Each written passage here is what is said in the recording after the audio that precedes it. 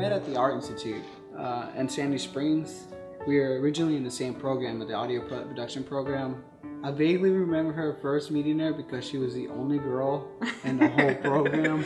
I remember walking in and his face, like, he looked up and he was like smiling and he was like, "I'm Eric. Like, here's a place that you can sit." And I was like, okay. We hung out like as friends, but I was just trying to get her attention more than being more friends. Trying to get my attention. Like, I'd be like, "Oh, we have to do this homework, but I don't have that program on my computer." And he'd be like, "I have that program on my computer. You should come over to my apartment." I'd be like, okay. My daughter was about a year old when we met. And I told him, I was like, I'm really not looking for anything serious. I have a daughter. Once I'm ready to meet someone, it's gonna be for real. And he's really been in her life ever since then, and he's daddy.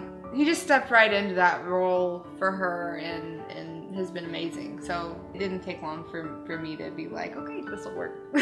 Easy for me because my mom had to raise me by herself. Like I didn't have a father. It's just such a terrible feeling, and I didn't want that feeling to be on her because like a parent leaving you, it's like a lot of people won't say it, but it hurts, you know. It's like some people feel lonely, some people feel sad, some people feel angry, and I don't want her to go through that. Even though she's not like biologically mine, it's like I still see her as my child, you know. I could never ask for a better partner to have to help me with her, like to be there for her and stuff.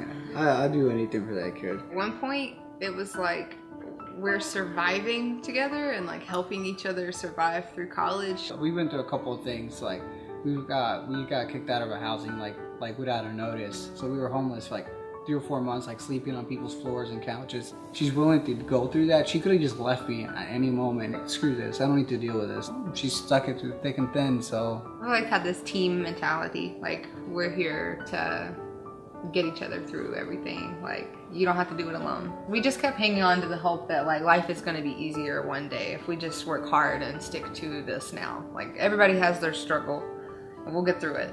For us, it was more like we went through some tough crap, so instead of like letting it bury us, let's just take those stones and build ourselves up. And then I bought some flowers and put them in like a little vase. It's like, and I put them right in front of her and just waiting for her to notice. Yeah, they're pretty. And he's like, "So what do you think about the flowers? Do you like them?" And I was like, "Yeah." And he's like, "Why don't you smell them?" And I was like, "Oh!" Like, I saw he had like hidden the ring in the flowers. After we got married, we decided to save up so that we could have a really nice honeymoon. So we saved up for another year. And then in April, we wanted to go to Mexico. So a week before the Mexico trip, I was like, something feels a little funny. So I found out that I was pregnant. And it's the only time I've ever seen him cry. Don't tell him I'm telling you.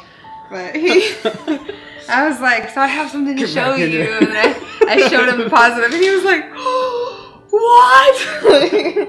We get overwhelmed about the baby. I was like, "How are we gonna do this with 2 kids? How are we gonna, like, what were we thinking?" And it's like, no, our parents had it way harder than we did. Yeah, both our moms had it way harder.